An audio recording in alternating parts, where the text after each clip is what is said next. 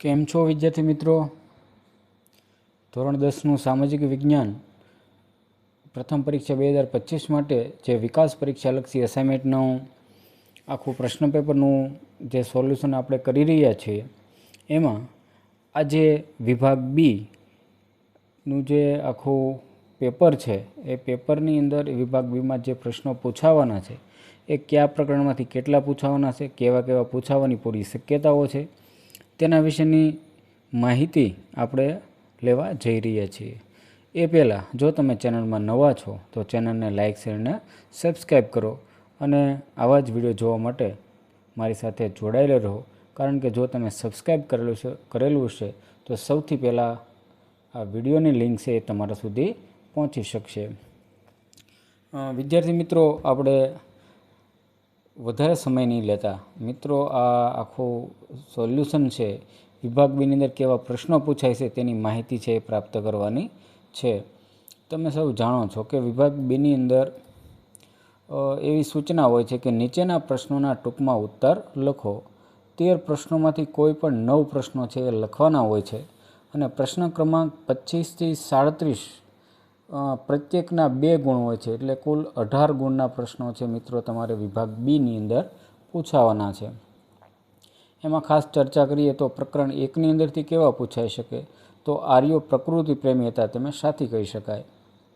બીજું છે પ્રાચીન ભારતમાં આવેલ વિદેશી પ્રજાનું ભારતીકરણ કેવી રીતે થયું. ત્રીજું છે વારસો એટલે શું. ચોથો પ્રશ્ન છે કે આપણા સાંસ્કૃતિક વારસામાં કઈ કઈ બાબતનો સમાવેશ થાય છે.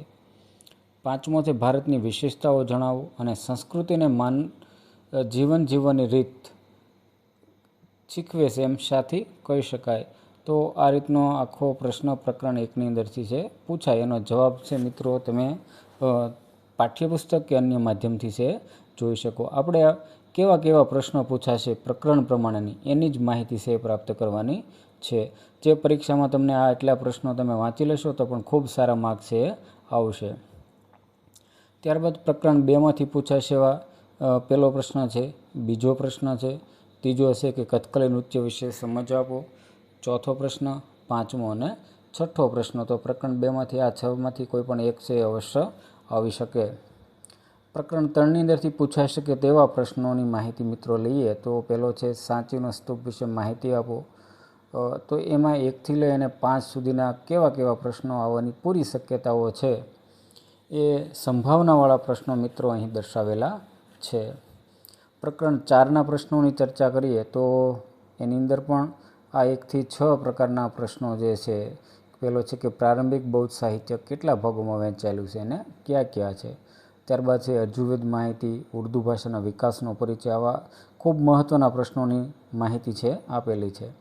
પ્રકરણ 5ની અંદર ચર્ચા કરીએ તો એની અંદર પણ 5 પ્રશ્નો છે એ આપેલા છે.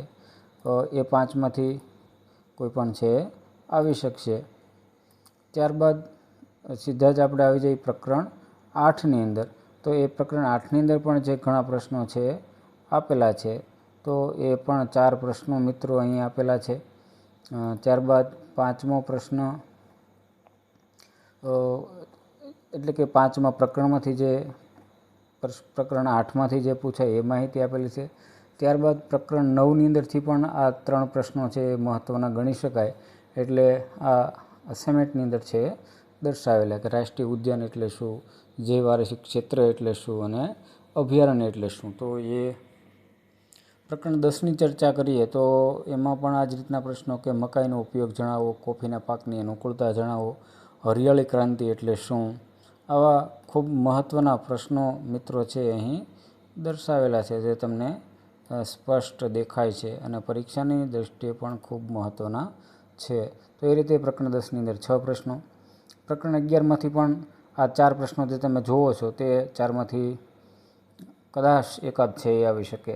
પણ એક વખત તો તમે એનું સારી રીતે વાંચન કરશો તો પરીક્ષામાં સૌથી વધારે સારા માર્ક્સ મિત્રો તમારે આવશે.